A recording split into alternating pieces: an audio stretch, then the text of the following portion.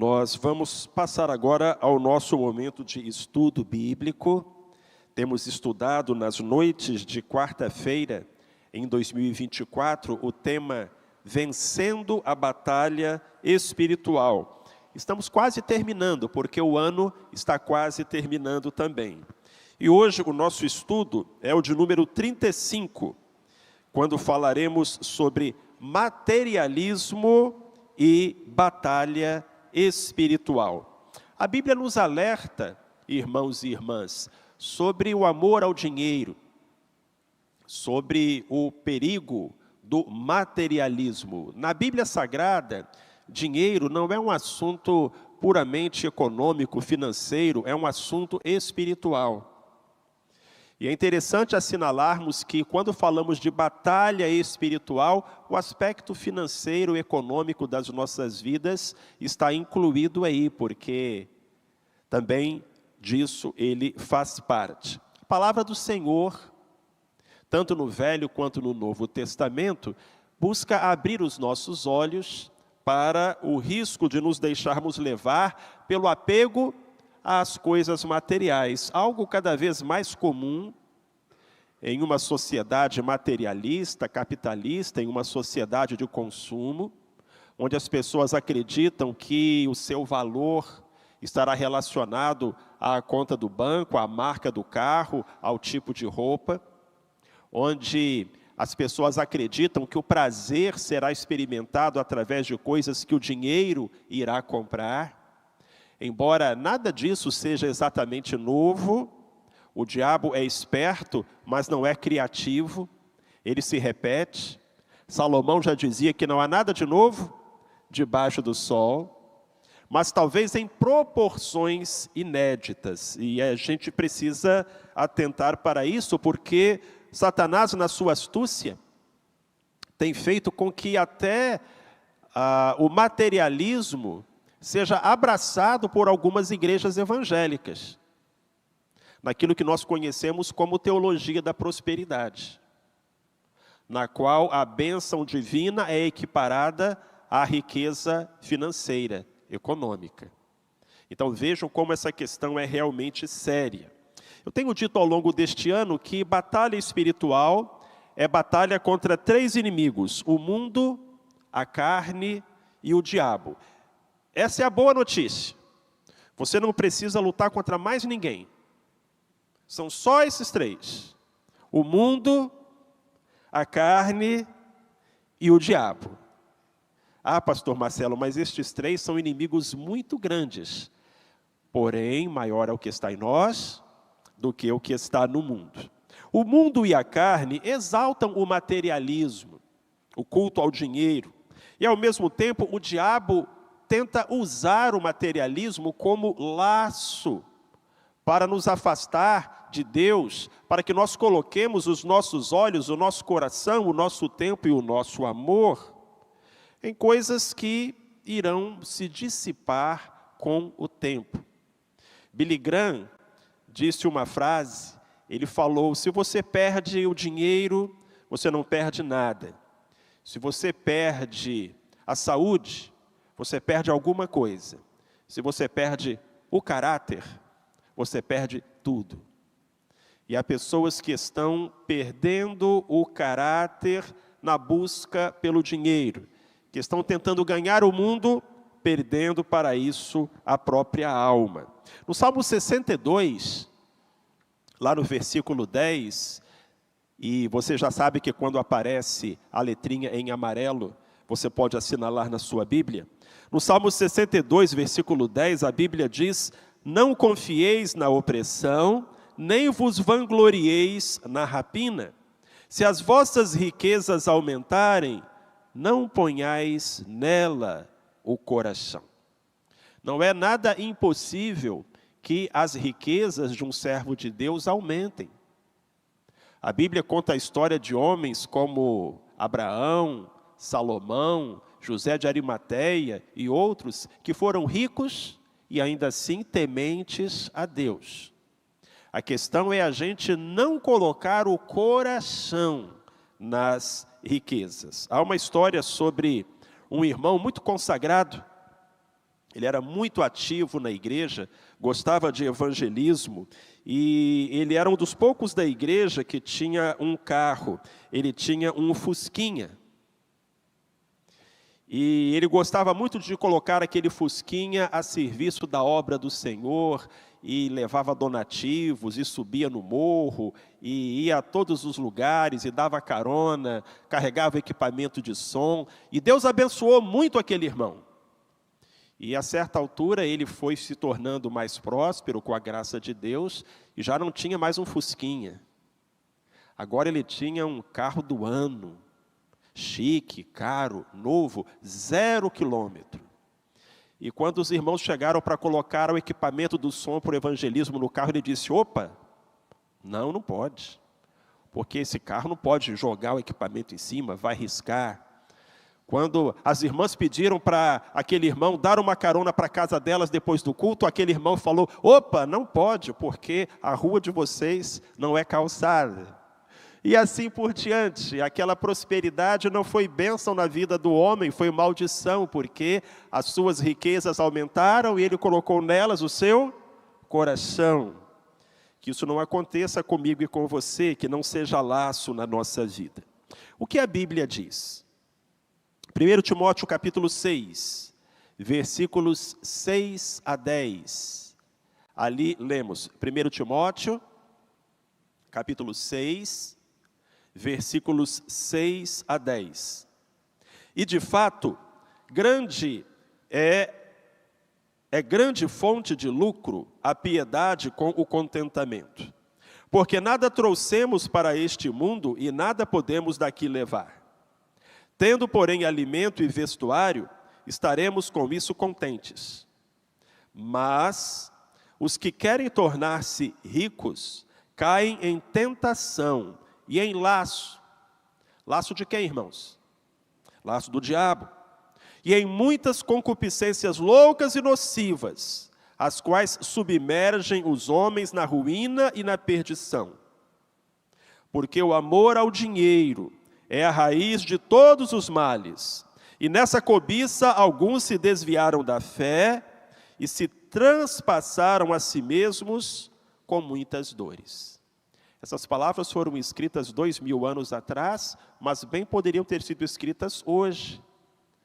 Quando vemos tantas pessoas estabelecendo as prioridades erradas, tantos escândalos envolvendo até mesmo as igrejas, o povo de Deus, porque não atentaram para um alerta tão claro na Escritura Sagrada.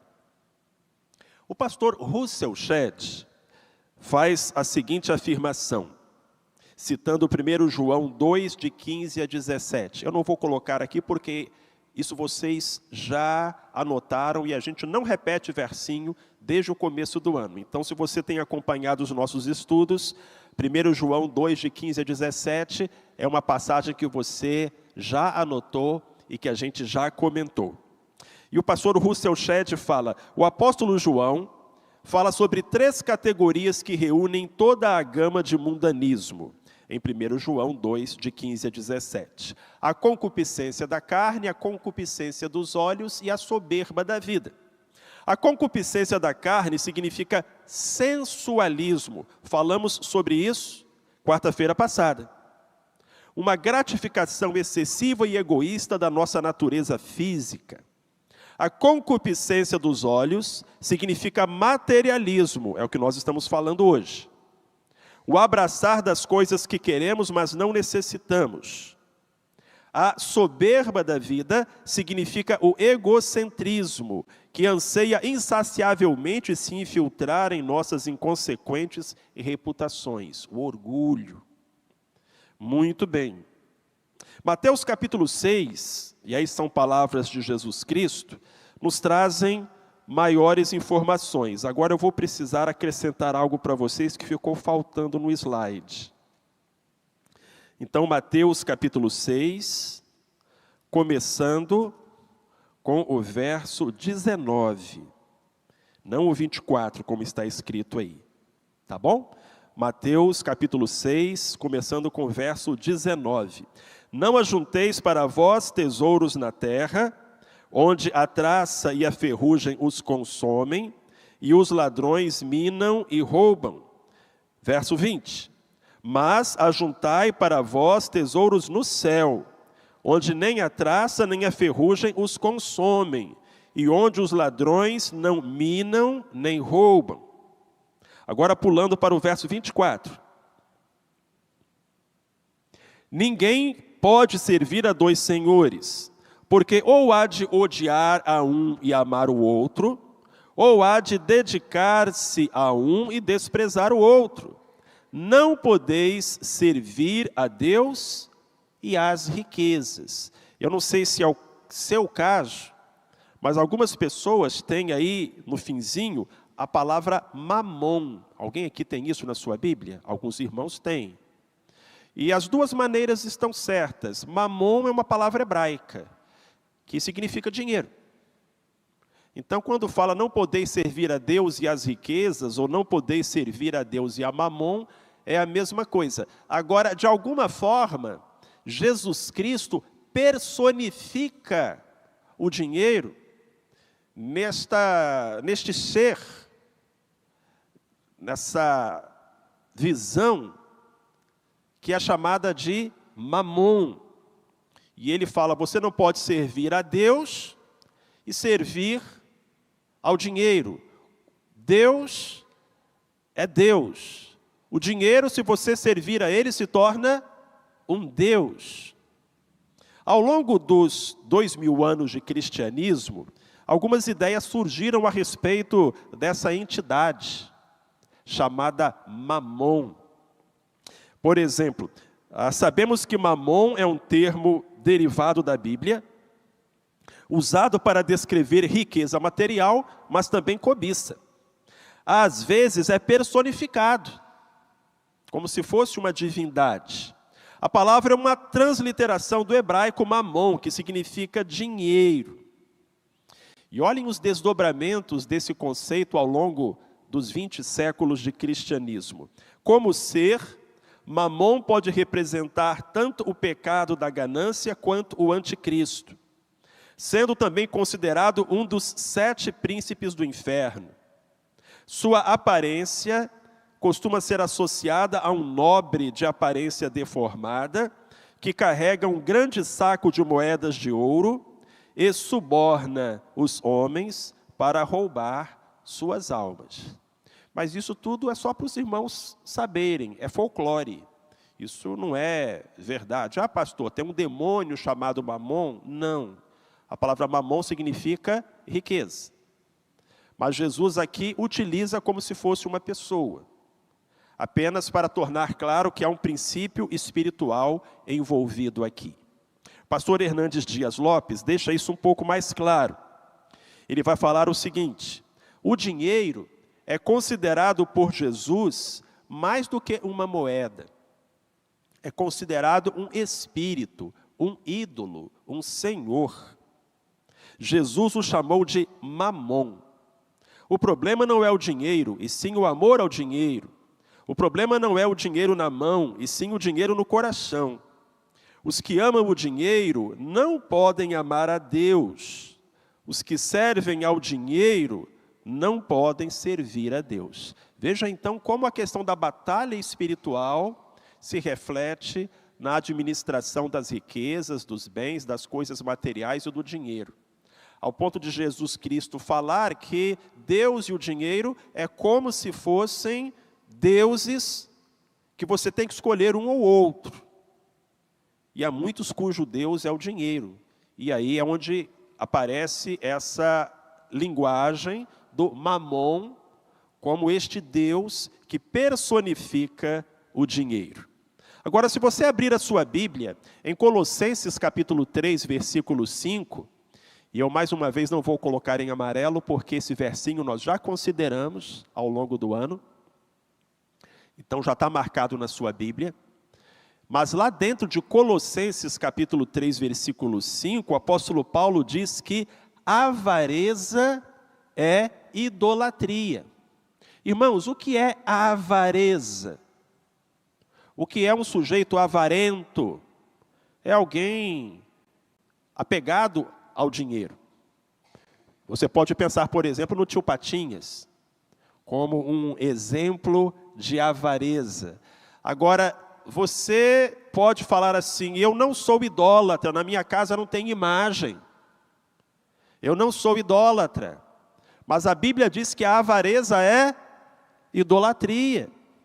Porque quando você coloca os bens materiais, o dinheiro, como prioridade na sua vida, na frente da família, na frente dos filhos, na frente da esposa, na frente de Deus, ele se tornou o seu ídolo. Então pensa, imagina isso, a sua casa cheia de ídolos assim. O ídolo avareza, o ídolo cobiça, o ídolo ganância, o ídolo ambição. Você não pode vê-los, mas eles estão lá, espiritualmente falando.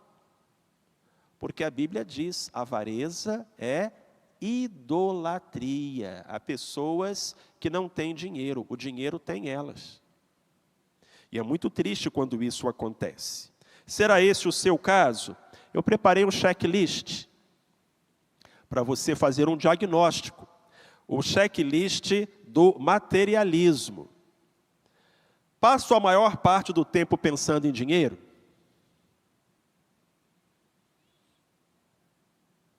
Estou procurando enriquecer sem trabalhar?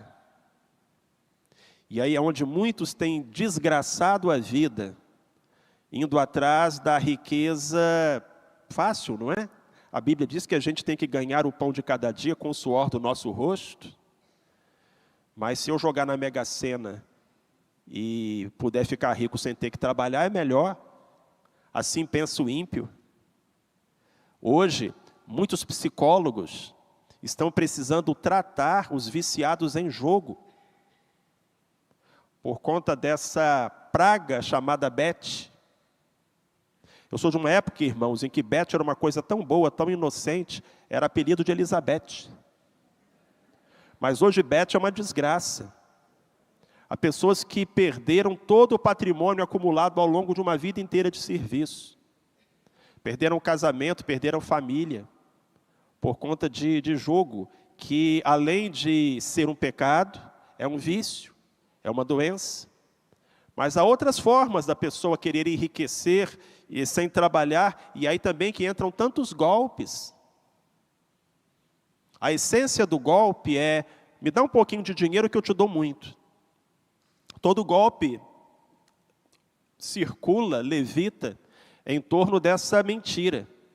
E aí a pessoa vai colocando ali o seu dinheiro suado, o dinheiro da família, o dinheiro da economia, da faculdade do filho, da aposentadoria, na ilusão de que vai ganhar 10, 20, 30, 40, 50 vezes mais. Tudo porque estou procurando enriquecer sem trabalhar. É o mamon que está me enganando. Estou colocando o meu trabalho à frente da minha família, porque o meu trabalho me traz o dinheiro. Estou me dedicando mais ao meu trabalho do que ao trabalho de Deus. Estou encontrando dificuldade para dizimar e ofertar. Para algumas pessoas, dizimar é um sofrimento, para outros é uma alegria. Para você é o quê? Estou amando mais as coisas do que as pessoas? A sabedoria da vida consiste em amar as pessoas e usar as coisas, e não o contrário disso. Estou cedendo à desonestidade para ter mais dinheiro? Pagando sem nota? Dando informação errada no imposto de renda? Para ter um pouquinho a mais? Irmão, Satanás é astuto, e é com laços como esse que ele nos derruba na batalha espiritual. Batalha espiritual é assim, às vezes você está guerreando aqui e não vem o ataque que vem de lá.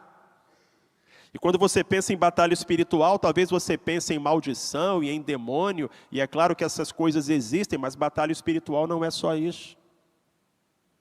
Então há muitas pessoas que estão sendo derrubadas pela ganância, pelo materialismo, pela avareza, enquanto botam os demônios de castigo nos cultos.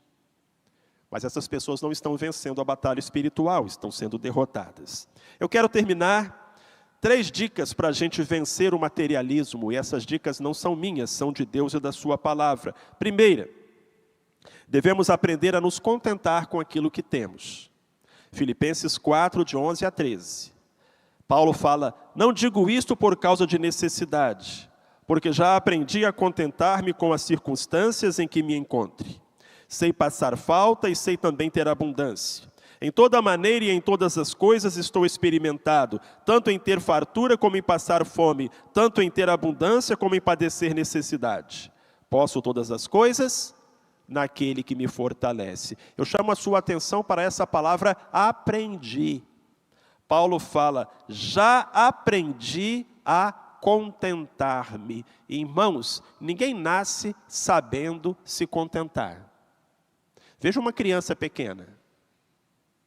Ela se contenta? Não, ela quer sempre mais. Contentar-se é uma disciplina. É algo que você precisa aprender. Definição de contentamento: ser grato e feliz por aquilo que tem. Não é que você não possa ter mais. É que se você não for feliz com o que você tem, você não será feliz com o que você terá. Então nós precisamos aprender a nos contentar com aquilo que temos.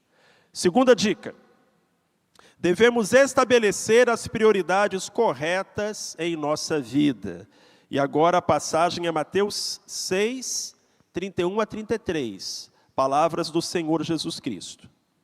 Portanto, não vos inquieteis, dizendo, que havemos de comer, ou que havemos de beber, ou com que nos havemos de vestir, pois a todas essas coisas os gentios procuram. Gentios aqui, Jesus estava falando no sentido de pessoas que não conhecem a Deus. As pessoas que não conhecem a Deus estão preocupadas com roupa, estão preocupadas com comida, estão preocupadas com o que o dinheiro pode dar a elas. O nosso Pai Celestial sabe do que nós precisamos, mas, disse Jesus, buscai primeiro o reino de Deus e a sua justiça, e todas estas coisas vos serão acrescentadas. Estabeleça a prioridade correta. E, finalmente, devemos colocar a riqueza espiritual acima da material. O Senhor Jesus, escrevendo à igreja de Laodiceia, uma igreja rica, numa cidade rica, diz lá em Apocalipse 3, 17 e 18, porquanto dizes, rico sou e estou enriquecido, e de nada tenho falta, e não sabes que és um coitado e miserável e pobre e cego e nu. Aquelas pessoas priorizavam a riqueza material, mas elas eram espiritualmente indigentes, mendicantes. Aconselho-te que de mim compres ouro refinado para que te enriqueças, e vestes brancas para que te vistas, e não seja manifesta a vergonha da tua nudez, e colírio a fim de ungires os teus olhos para que vejas. Completou o Salvador. Amém. Então era sobre isso que nós deveríamos meditar esta noite. Provérbios capítulo 10, verso 22, nos lembra que a bênção do Senhor é que enriquece, e Ele não a faz seguir de dor alguma. A riqueza da maneira de Deus é muito diferente da riqueza da maneira do mundo. Quando Deus nos enriquece por meio da sua bênção, essa riqueza não é acompanhada de dor, nem de arrependimento, nem de falta de paz. Então busquemos a verdadeira riqueza. Amém, meus irmãos? E no próximo quarta-feira, se Deus quiser, o tema será lute por sua família.